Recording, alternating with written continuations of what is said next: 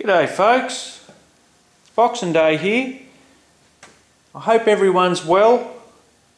Everyone's having a good Christmas, so to speak, and have had a good Christmas with their family.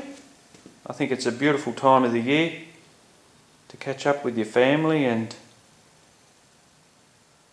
it's fantastic really. We had a bit of a warm one yesterday. It was, well, I read it was 35 degrees at home here. Whew, it's hot. Had the air conditioner going and yeah, it was warm. And I hope you guys in the northern hemisphere aren't feeling the cold too much and keeping nice and warm. Alright, well, this might be quite interesting video to a lot of you guys. I know that this design Diff suspension setup is quite a common setup for the 60s and 70s era muscle cars, or any of the cars that were sort of built in that era. And I'm not sure, but I wouldn't be surprised if a lot of American cars suffer this similar problem. When you lower them, it changes the dynamics of it. Not so bad when they're in standard height, but as soon as you lower them, it changes the diff pinion angle. Now, because the top arms in these, and it's too hard to show up in there guys, but I have drawn a little diagram and I will show in a second. It changes the top arm angle. The top arm is half the length of the bottom control arm. Now, the bottom control arm's fine. It's got a nice bit of length on it. It hasn't really hurt it by lowering it. But with the top arms, and I'll show you in this little picture that I drew, it'll explain it a little bit better. This is what you're faced with. The top arm runs out of travel, right? And it actually looks like that. That's probably slightly exaggerated, but then again, I tell you what, I've got a fair angle on my top control arm. But you can see my point. When you try and move that suspension up and down, the front of the diff moves up and down. And it changes all the pinion angle. Every time you hit a bump or load the car up, I notice it when I fill the car with fuel and someone else is sitting in the car. It starts to get this little shimmy vibration happening. It took me a while, you know, to figure it all out. This hasn't just been a discovery recently. I've known this for a long time, but I'm going to fix it, and I'll just explain exactly the reasons for it. But first, check this out and I'll show you. I'll move the suspension up and down, focus on the tail shaft and the yoke, and you'll see my point. You'll see what I'm running into. It wouldn't take much to upset that and create a slight vibration every time, and I do notice that every time I get a slight vibration, slight up and down in suspension, I get this vibration. And I'm going to have to fix it. There is a crowd that do adjustable top arms, but it's not going to fix nothing. I've just run out of travel. So what I have to do is I have to lengthen the top arms and straighten them up so they're nice and level, so they've got plenty of travel. And to do that, I have to come in through here. So I'm going to have to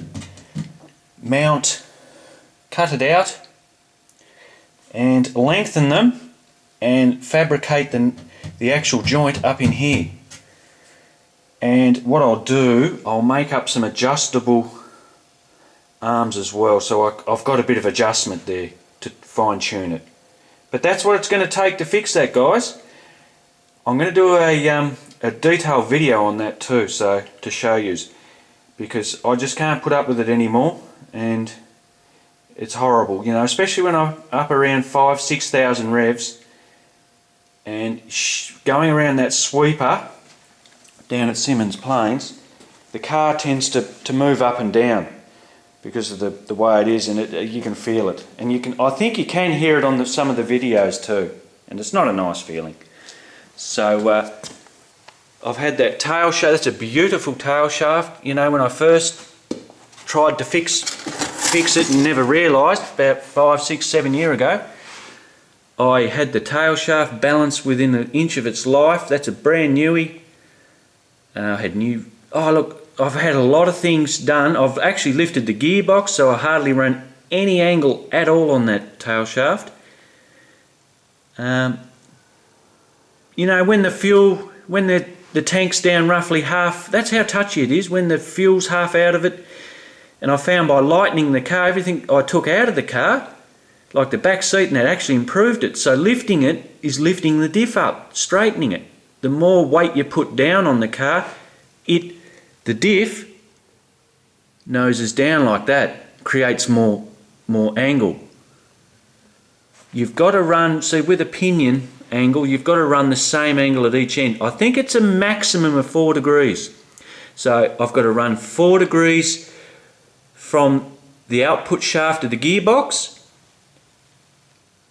like universal angle, and 4 degrees there, because the idea of it is the 4 degrees opposing each end is to cancel out each other.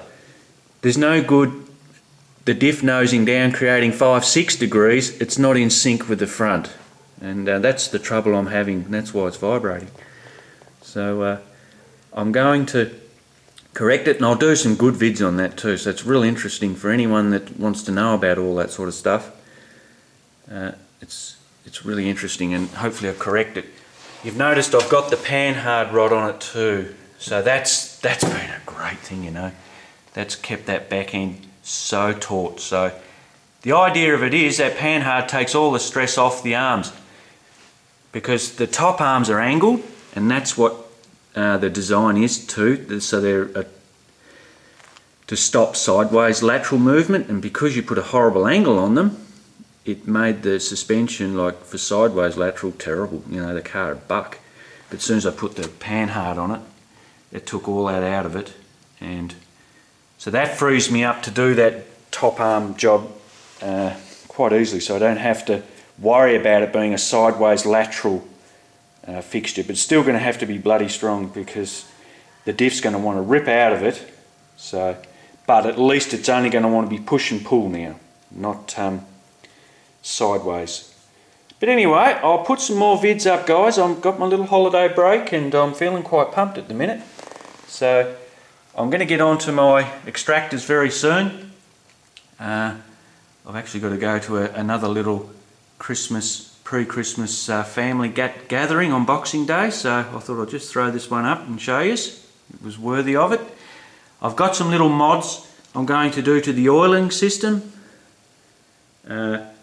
Not 100% happy with it, probably about 95% happy with the return system on it. I've got some great little ideas I want to try, and I think I'm onto a winner there actually with it. So I think a lot of the rear mount fellas might be interested in this little video that or the next one I put up.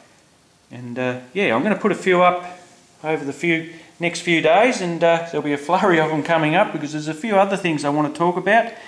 Improvements to the car that I've done, and I've never really talked about them. E.g. the cooling system, and I tell you what, I've gone leaps and bounds with that too, and I want to talk about that because that's quite interesting. That's what my channel's about, guys. You know, you can apply all this sort of stuff to your own car, and that's really, you know, good information out there. If you can understand what I'm talking about and say, well, hang on a minute, geez, you know, that guy's making a bit of sense in what he's saying. and you may have a similar problem or little issue or learn something off me. That's what it's all about. All right, guys, I'll catch you later.